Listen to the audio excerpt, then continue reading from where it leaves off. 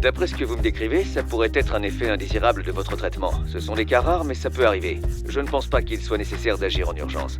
Passez demain matin au centre de traitement. J'examinerai votre éruption cutanée. Un effet indésirable ? Heureusement, il n'a pas l'air grave, mais un effet indésirable, ça se déclare, n'est-ce pas ? Bien sûr que ça se déclare. Et c'est important. N'hésitez pas. Merci, docteur. À demain.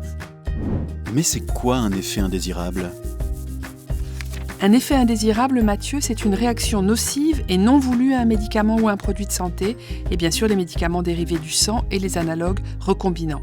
Cet effet indésirable peut résulter d'une utilisation normale, d'un mauvais usage ou d'une erreur médicamenteuse du type formation d'inhibiteurs, réaction au site d'injection, c'est-à-dire là où vous vous piquez, éruption cutanée, allergie, maux de tête, insuffisance rénale, thrombose veineuse, fièvre ou vomissement. Mais ce n'est pas tout, il existe par ailleurs différents effets indésirables. Les effets indésirables attendus, appelés aussi effets secondaires, c'est un effet indésirable mentionné dans la notice. A l'inverse, il existe des effets indésirables inattendus qui, eux, ne sont pas cités dans la notice. Enfin, il y a les effets indésirables graves qui nécessitent une hospitalisation ou une prolongation de l'hospitalisation, une incapacité à la sortie de l'hôpital ou un risque vital. Attention, vous devez être particulièrement vigilant dans les cas suivants. Lors de la survenue d'un effet indésirable peu après le début de votre traitement, d'un événement déjà survenu lors de l'utilisation de ce médicament et de tout symptôme ou réaction inhabituelle dans l'évolution de votre maladie. Dans certains cas, notamment pour les inhibiteurs, les thromboses ou encore les insuffisances rénales, l'effet indésirable ne peut être confirmé qu'après un examen biologique. Dans de telles circonstances, c'est votre médecin qui déclare cet effet indésirable. Mais le patient a également son rôle à jouer en faisant une déclaration de son côté, qui sera alors complémentaire à celle du professionnel de santé.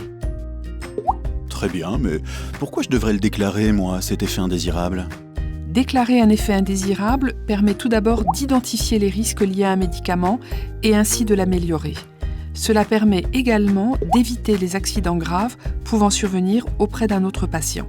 Grâce à cette déclaration, les autorités de santé peuvent évaluer ce qu'on appelle le bénéfice-risque lié à la commercialisation de ce médicament, c'est-à-dire juger si les effets indésirables sont acceptables par rapport à l'efficacité du médicament sur la maladie. Et enfin, déclarer un effet indésirable est un acte solidaire, bénéfique à toute la population utilisant ce même médicament. Bon, si c'est pour le bien commun, j'y vais. Et voilà, c'est envoyé. Mais que se passe-t-il après ? Une fois la déclaration effectuée, une vraie mécanique se met en place. Un membre du Centre régional de pharmacovigilance dont vous dépendez prend en charge votre déclaration. Il l'évalue, l'enregistre et exploite cette information, puis la transmet à l'Agence nationale de sécurité du médicament et des produits de santé, l'ANSM. Selon le nombre d'effets indésirables recueillis sur le médicament et selon la gravité de ces derniers, l'ANSM décide ou non de transmettre l'information aux professionnels de santé habilités à prescrire ce médicament. Ils communiqueront alors l'information aux patients concernés. Parallèlement, l'ANSM enquête et échange avec les autres autorités internationales pour tenter de trouver des similitudes.